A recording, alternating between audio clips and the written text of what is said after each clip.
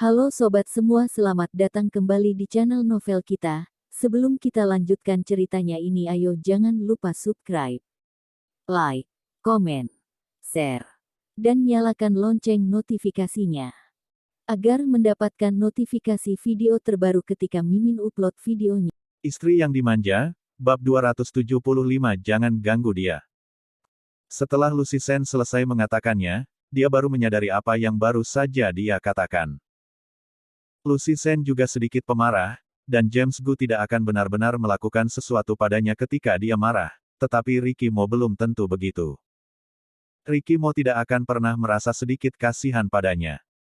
Lucy Sen mengertakkan giginya, dia sedikit menyesali mulutnya yang merespons dengan cepat. Ternyata benar, pada saat berikutnya, dia mendengar suara muram Ricky Mo yang mengejutkan. Kamu katakan sekali lagi.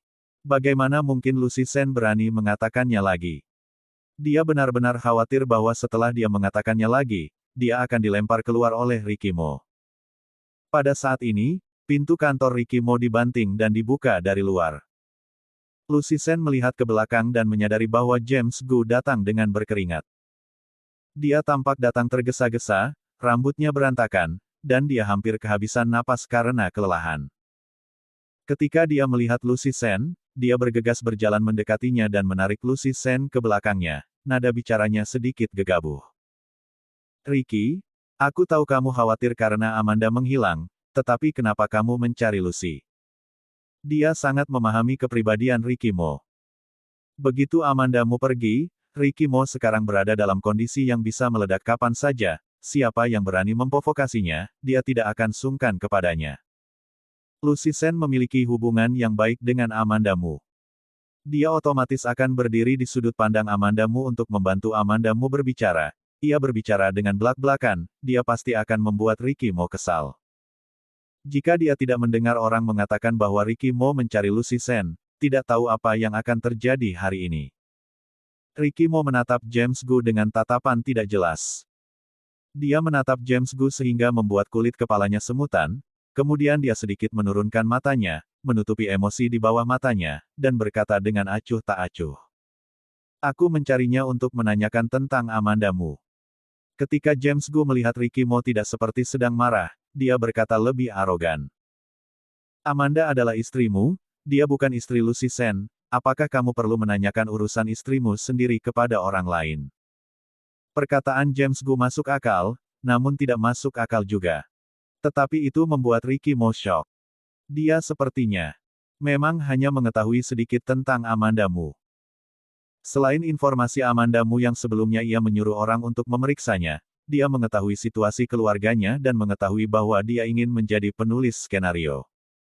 Sepertinya dia tidak tahu apa-apa lagi. Setelah beberapa saat, Ricky Mo berkata dengan suara rendah. Kalian keluar. Suaranya tidak keras, dan tidak terlihat emosi yang jelas di dalam perkataannya, tetapi itu membuat orang tidak berani membantahnya. James Gu bergegas menarik Lucy Sen dan berjalan keluar.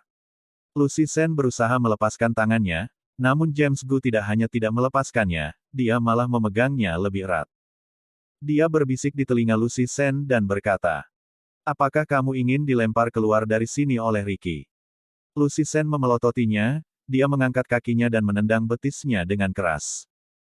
James Gu kesakitan hingga menyeringai, tetapi dia tidak berdaya terhadapnya. Ketika mereka meninggalkan kantor, mereka berdua bersandar di pintu dan menghela napas panjang. Beberapa waktu kemudian, James Gu menoleh dan bertanya. Apakah kamu tahu di mana Amanda? Aku tidak tahu. Lucy Sen mendengus. Jika aku tahu aku juga tidak akan memberitahumu, pria tidak ada yang baik. Dulu dia merasa Ricky Mo cukup baik, tetapi dia tidak menyangka semuanya akhirnya menjadi seperti ini. Bagaimana mungkin Amandamu bisa mendorong kakek Mo, dia bukan orang bodoh. Lucy Sen mengatakan keluhannya pada James Gu. Aku bilang, mengapa kalian para pria merasa sok benar, jika bukan bos besar mendorong Amanda ke jalan buntu, apakah dia akan melarikan diri? Apa maksudmu para pria merasa sok benar? James Gu menoleh, merangkul kedua lengannya dan menatapnya. Mana ada Ricky memaksa Amanda?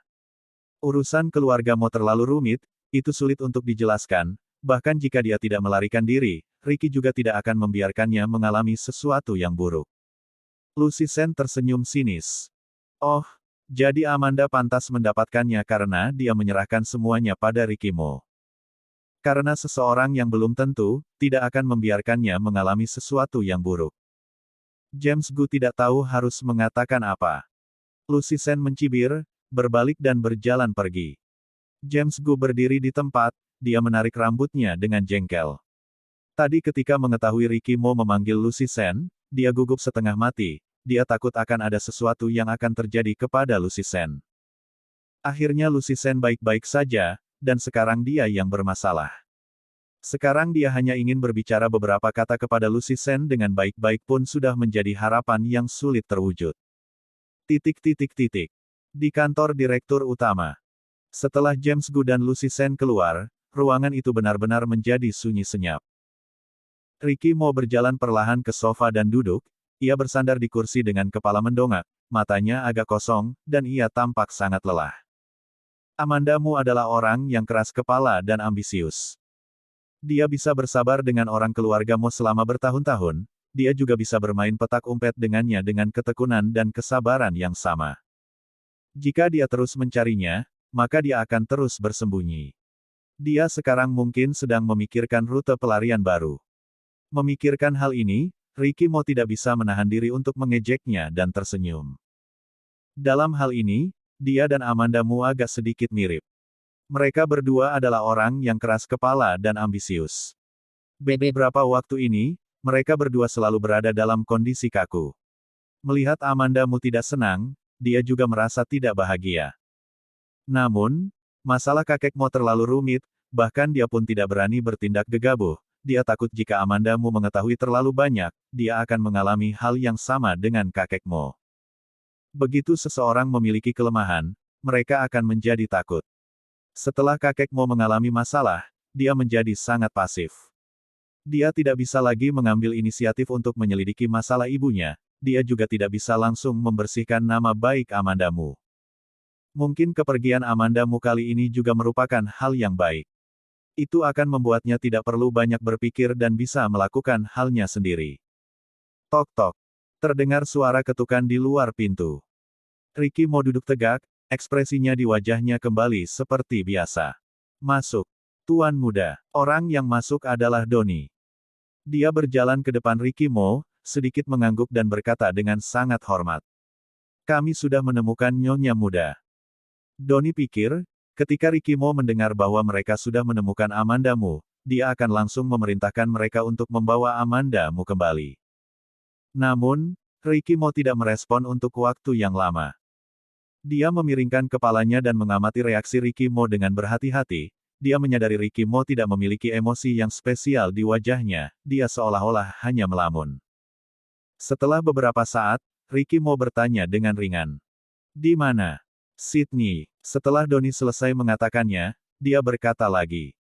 Tetapi dia akan segera pindah ke tempat lain, jika kita sekarang mengirim orang ke sana. Sebelum dia selesai mengatakannya, Ricky Mo memotong perkataannya. Jangan ganggu dia. Apa? Donnie mengira dia salah dengar. Menurut pemahamannya terhadap Ricky Mo, bukankah Ricky Mo seharusnya langsung terbang ke Sydney sekarang untuk membawa Amanda Mu kembali? Namun, dia malah mendengar Ricky Mo mengatakan, jangan ganggu dia. Donnie mengkonfirmasinya dan bertanya sekali lagi. Tuan muda, apakah maksud Anda tidak perlu mengirim orang untuk menjemput Nyonya muda kembali? Ricky Mo mengatakannya dengan tegas. Tidak perlu. Bersambung.